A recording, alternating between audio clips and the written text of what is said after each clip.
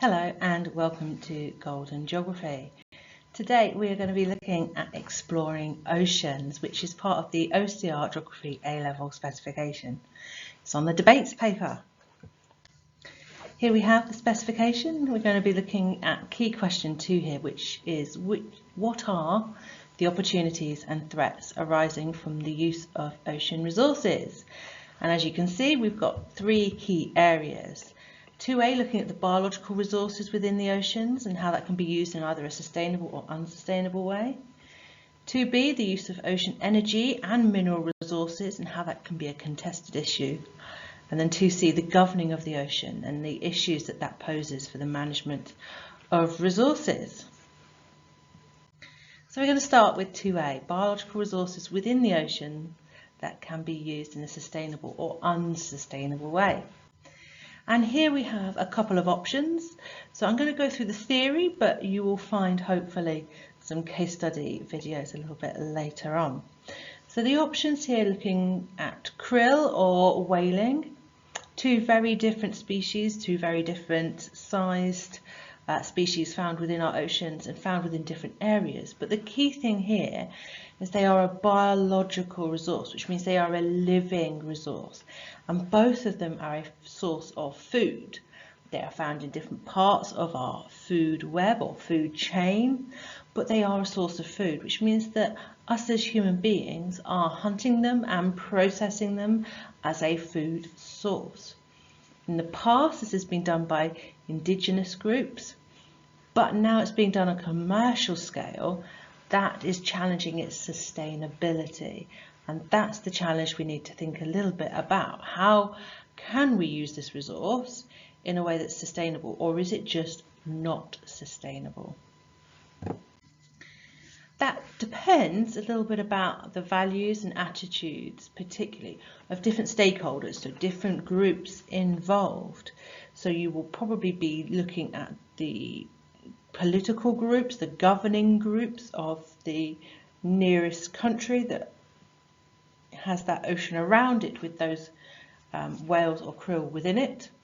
You'll probably be looking at the fishermen that are going out and hunting this resource and those who are consuming the resource, or perhaps even those that are opposed to that consumption. So values are things that you believe are important, and that will influence the way that you live and work, and those values are key. You will have different stakeholders with different values. Some of those might be pro, some of those may be against the use of that resource. Your attitude is how you think or view or feel about something. So they're very closely linked to your values. Your values and attitudes are linked together. Socioeconomic status is your kind of economic activity and your social activity, a combination of those, often a reflection of people's education and income. So those who have a kind of socioeconomic background that's involved in fishing and hunting will have very different views perhaps to those who have a political background, political socioeconomic background. And the political context is very much the kind of localized view of the country that's actively using that resource, but it may also be an international view as well, and any legal framework there is that surrounds that viewpoint and those attitudes. When we are looking at the resource, we need to consider all those values and attitudes, but we also need to think a little bit about the biology of it as well, and how resilient it is, because we need to understand that to work out if it is a sustainable resource to use. So we need to think a little bit about the numbers within that population, and if we are hunting or using that resource, what's going to happen to those numbers? So those numbers, if we are hunting them or using that resource, will decline. But what does that mean for the population? Is that okay? Can the population survive? Can it recover? In the past, there has been numbers that have been kind of thrown around when you're looking at population genetics and how many individuals are needed to maintain genetic diversity. And there have been suggestions of 50 distinct individuals or 500 individuals. The view on those has changed a little bit in looking at what we call population viability. So it's going to be different for different types of animals that we have. And that will depend a little bit on their reproductive cycle, how long it takes. It will depend on the numbers that exist. It will depend on the environment in which they live in and their ability to adapt. So the magic numbers have kind of disappeared a little bit, but you do need to have a significant number of individuals within your population. Because, as you can see on the diagram at the top, the more individuals you have, the more genetic diversity you have. But if you have some sort of event, whether that be climate change, a fire within the environment in which they're living, or a disease that spreads, the number of individuals will reduce. And as they reduce, those individuals are dying, as they reduce, that genetic diversity will reduce. You may have only a couple of individuals that will survive, and they will breed and the numbers will increase. So you might find later that you have a healthy number of individuals, but your diversity is low. And that can be a challenge. So it's not really just the numbers of individuals, it's the genetic diversity. And you need genetic diversity to enable your population to be resilient to things like disease and climate change. And the population graph you can see at the bottom shows that. You can see the bottleneck event, how the population will decline. And then you've got to think, well, how can we make sure that this population doesn't become extinct? How can we make sure they have that ability to recover? So it is maintaining genetic diversity. So if we're looking at a resource, biological resource, we need to bear in mind how many individuals do we need for that genetic diversity within the population, and not exceed that number when we are using that resource. So if you're talking about whales, if you've got a population of 10,000 and you need 5,000 different individuals of different genetics, then you don't hunt beyond that number. In fact, you should take much fewer numbers within that, and make sure that you do try to maintain genetic diversity. So you've got to think a little bit about these kind of resilience levels, the ability for the species to reproduce, to maintain that genetic diversity. And particularly when you're looking at whales that have a very long reproductive cycle, then actually the numbers that you should use as a resource should be very low, if at all. So you do have to think a little bit about, is this a sustainable use of this resource or not? And there are different viewpoints on it, and that's why it's part of the debates topic. You need to be able to debate those different views and values and attitudes towards that resource. 2b. The use of ocean energy and mineral resources is a contested issue. So here we're looking at abiotic resources. We've talked a little bit about biotic resources and their resilience and sustainability. Here we need to think a little bit about these resources too. So we'll start with oil and gas. We have a significant dependence on oil and gas. It's the heart of our current economy. We need it for the production of energy, and everything is related to that. And countries need energy security. So America, the USA, is dependent a lot on oil and gas extraction. And a lot of that comes from the Beaufort Sea, which you can see on the map is to the north of Alaska. There is lots of oil and gas there. Now, this zone is important, and the gas and oil that is extracted has a significant value. The problem is whether or not to actually use it and how much should be used. And if you look just to the right of the Beaufort Sea, there's an area that's hatched in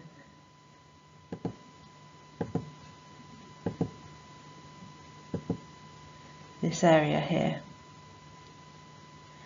And that area is contested.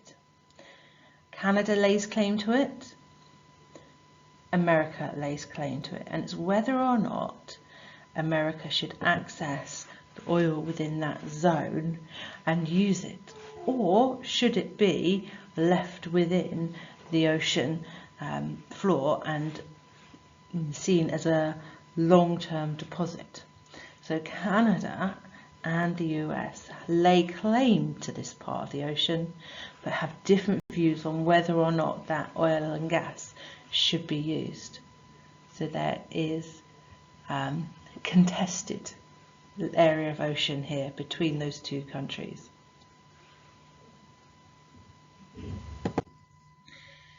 We also have greener energy as a source of resource within our oceans.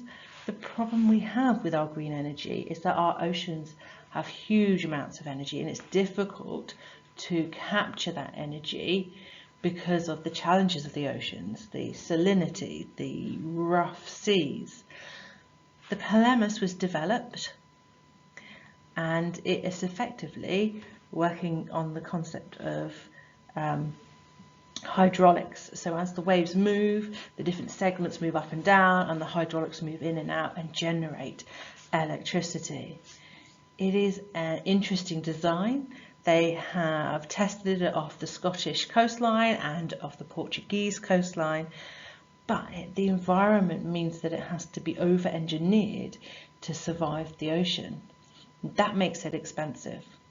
So it is a very useful way to access energy and to generate energy from our oceans as a resource, but expensive and difficult to maintain. Similarly, we have issues with tidal. It's a little bit easier because tidal tends to be closer to our coastline, so it's a little bit easier to monitor and to maintain, but it is still a challenge, and it can really impact channels which have a high volume of shipping going in and out.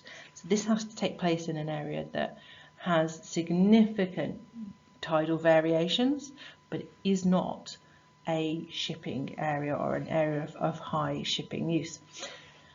They have trialled this in Scotland and it is working, but again, the cost makes it a little bit prohibitive in terms of upscaling this and having it in many areas.